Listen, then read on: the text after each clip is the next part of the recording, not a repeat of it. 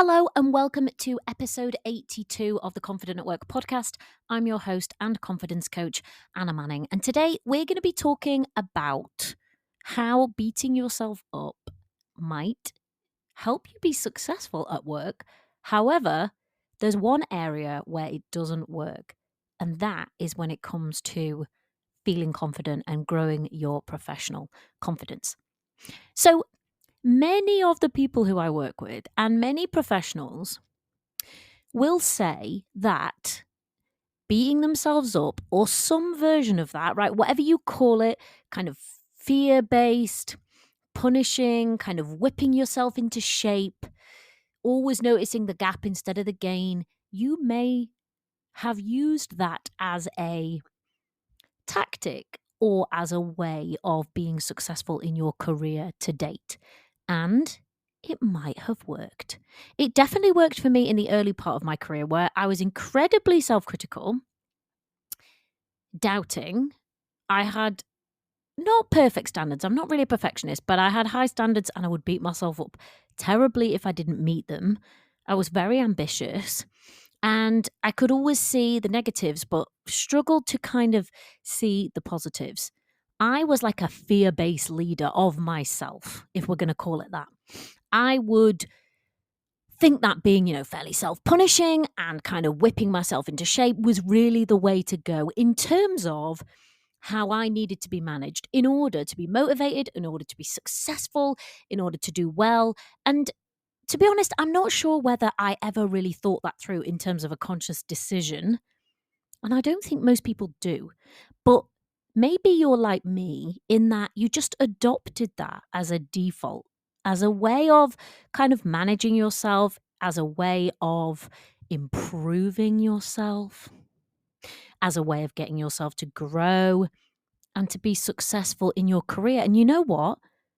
It might have worked for you. You may have done what I did in terms of gone on to do interesting jobs and got promotions and climbed the ranks. That kind of fear-based leadership, beating yourself up, the management technique of beating yourself up, it can work. So many of the professionals who come to me are already very successful, but they come because they want help with their confidence.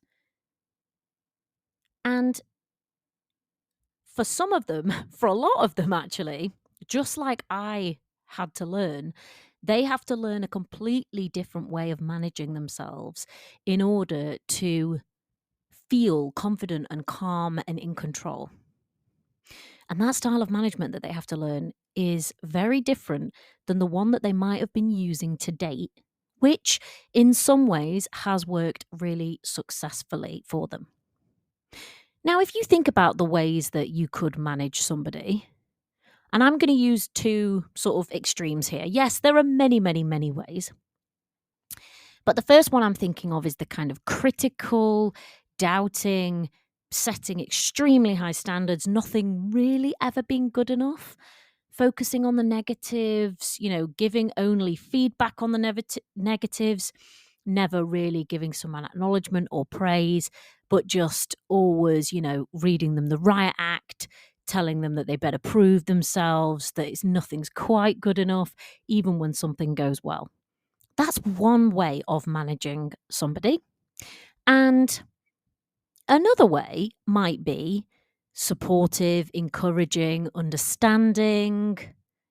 It might be helping people to see what their strengths are, picking them up when they're down, acknowledging the things that they do, making sure that you feed back on things that they've done well as learning points, right? Those two ways of managing are maybe a bit opposite ends of the spectrum, but they're completely different ways of managing. However, both of those ways might be effective if you're trying to get a particular thing done. So hear me out here. I'm not saying that I think that being critical and beating people up and all of that is a great way of managing. But both of those styles of managing might be effective. So let's say you have a team of people And you want that team to deliver a particular piece of work by the end of the financial year. So let's say by the end of March, you expect them to have finished this particular piece of work. And you've got to do a little bit of management and leadership in order to make that happen. There's totally different ways that you could go about that. One of the ways is more of a fear-based approach. So you could read them the riot act, you could tell them, I expect this in or else. You can threaten them. You can, undermine them. You could even cajole them. You could micromanage them. You could point out everything that they've done wrong so far, right? And whilst that might not feel great for that team, it may have the desired result. Like that may be enough to get that team to get that piece of work finished and over the line. And they may do it because they're afraid. They may be afraid for their job. They may be afraid for their reputation. They may be afraid of the, potential fallout if they don't deliver it on time. So you may, by managing them in that way, actually maybe mission accomplished. You may be like, well, that worked. That piece of work got over the line just like I wanted. Another way of approaching how you would manage that team to complete that piece of work is by taking the time to notice what they'd already done, give them some encouragement, provide them with some support. Maybe you're gonna, say, where can I help you here? Is there something that you're struggling with? Would you like to talk it through? So it may be that you give them practical support, but it may just be that you're a kind of listening ear. And that's a totally different way of managing or leading a team. And that way might also work. That team might also get that piece of work over the line. So both ways may result in a successful outcome. If we're being, like results focused or outcome focused, you might say, well, those two methods are equal because if we're focusing on the end result or the outcome, both of those ways of managing that team created the outcome we wanted. Both of them delivered the piece of work on time. Great. So in theory, both of those management styles get a tick. However, when you're considering confidence, both management styles do not work equally. So think about the team who had the first style applied to them, the kind of fear-based, the threatening, that first difficult one. They may complete the piece of work, but they're going to be left more likely in a state of fear, in a state of anxiety, in a state of worry. They may lose some of their motivation. They're probably not going to feel more confident than when they started that piece of work. The reality is that they're probably going to feel less confident. They're probably going to feel less secure, even if they actually manage to complete that piece of work and it's okay. The best that they might get is a sigh of relief or gratefulness that it's over. But they're probably not going to be, reveling in their success or feeling happy about going on to the next piece of work. And you may know this because you may have worked in an environment like that or in a team like that for a boss like that. It damages people's confidence in the long term if that's the kind of environment they work in. And yes, as we can see from that example, they may still do good work within that environment. Within that environment, you still may have done well in theory. You may have hit your targets. You may have been promoted. However, being in that environment is going to have a negative impact. And often what I see is that negative impact is on people's confidence. It's on people's self-belief. When people work in that kind of environment, they become hyper aware of any error. They become hyper aware of any criticism. They're more likely to compare themselves. They're more likely to, give themselves a hard time, which is interesting, right? Because what's happening on the outside to them is also, in my experience, more likely to kind of be reflected and start happening on the inside too. So, whilst beating that team up to get them over the line might have worked for that piece of work, it is very unlikely to produce a team that feels confident about what it is that they're doing. The same is true when you're thinking about the kind of environment that you may be unknowingly creating for yourself. So, earlier in the episode, I said that many people who work with me are more senior than junior. They've done well in their careers. They've already got promotions, lead teams, lead departments, are directors. Not all of my clients, but a fair number of them, the majority, are already senior. And for many of them, they would admit that one of the ways in which they've been successful is not only to be really technically good at what they do, because they are, but they've used this kind of punishing, critical, comparing, taskmaster style management on themselves. And they'll say, well, that's one of the reasons that I've been successful. I've whipped myself into shape. That's what's motivated me. That's like the fuel that's got me here. So it's worked to a degree. Being like that with themselves, managing and leading themselves like that has worked when you look at their CV. But where it often hasn't worked, where that management style completely collapses, is when you're thinking about confidence. So if you come to me and say, I don't feel as confident as I want to at work, I'm going to ask you about how you're managing and leading yourself.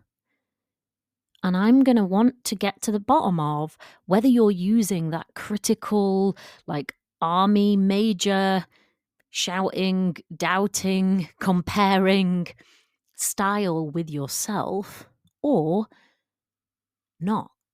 Because I know what the impact of that kind of style of management and leadership on a person is. They lose their confidence. And that's true whether you're talking about the way they're managed by others or the way they're managed by themselves. So even if somebody's got a really great boss, a supportive team, they're in a great environment, if they're leading themselves like with that deranged kind of army major style, they are going to feel less confident than they could. They're going to feel more anxious than they should. They're going to feel more worry than they could.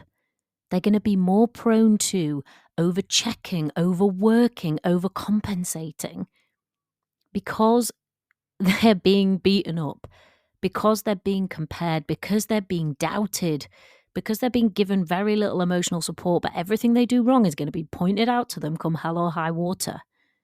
Of course, they're not going to feel as confident as they could. Of course, they're going to worry. And many people respond to that by over-preparing, over-checking, overworking, over-pleasing. It's just a natural byproduct of being in a critical, demanding, difficult environment. It makes complete sense. But because for most of us it's happening in the inside, on the inside, in the confines of our own mind, nobody else really notices. And maybe we don't even really notice. Most first calls I have with a client, I'm explaining to them, this is what's happening because of how you're managing yourself. And if you want to feel more confident, we have to change that. And you might say to me, do you know what? Beating myself up and doing that really harsh style of leadership, it's worked so far and I'd like to carry on with it. I'd say, okay, go ahead, but you are not going to feel more confident. because that's what's creating the low confidence in the first place. Only if someone's willing to try or even contemplate a potentially different way of managing and leading themselves can we start to rebuild somebody's professional confidence. And I know that now from years of experience working with people and from going through my own work too. So, if you've been leading yourself one way your whole career, even if that has created a lot of success for you, but you're listening to this podcast, which indicates that for whatever reason you want to feel more confident at work, you need to consider that confidence comes when you're feeling more safe, more secure, when you're feeling supported, when you're feeling encouraged. And that only comes from managing yourself in a particular way. It doesn't come from you being beaten up and chastised and criticised and compared. How could it?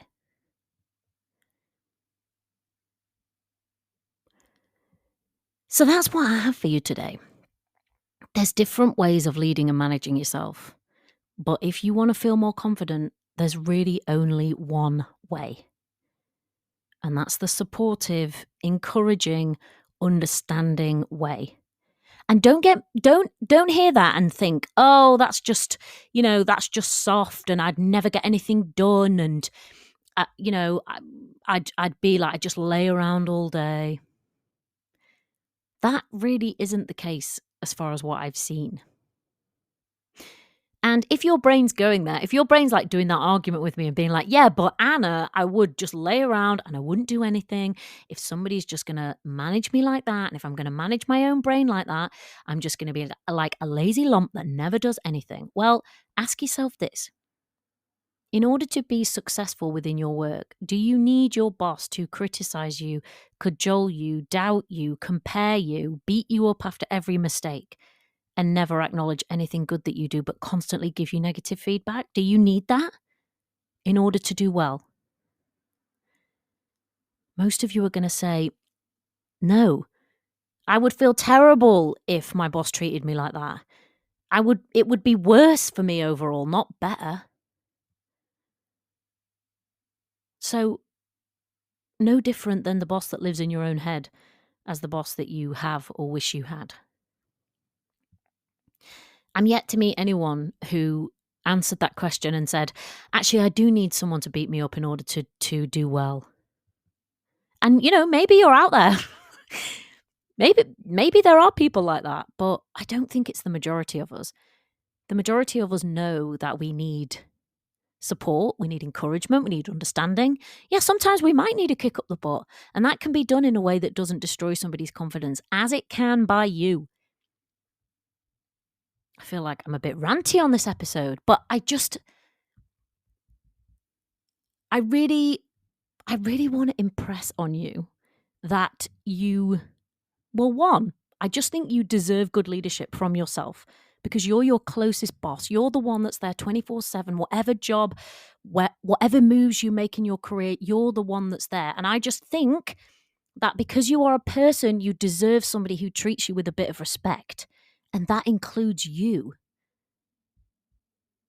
But I also know that if you want to feel more confident at work, you need to be treated with respect as a baseline, as a minimum. So it is a means to an end, as well as just what you deserve. All right, rant over. I will see you in next week's episode. But if you haven't yet taken the quiz to find out whether you're stuck in a low confidence cycle, then head on over to the show notes now and tap the link, go through the quiz, and I will send you some personalized results to tell you whether or not you're in a low confidence cycle and give you some instant support. There's a video and there's some tips and tools to help you start to move away from that low confidence cycle and into a high confidence cycle straight away. And some of the stuff that we've been talking about on the podcast today is relevant to that low confidence cycle and a high confidence cycle. Think about if you were managed in the fear, scary way, you're more likely to be in a low confidence cycle. And that includes if you're managed by you in that way.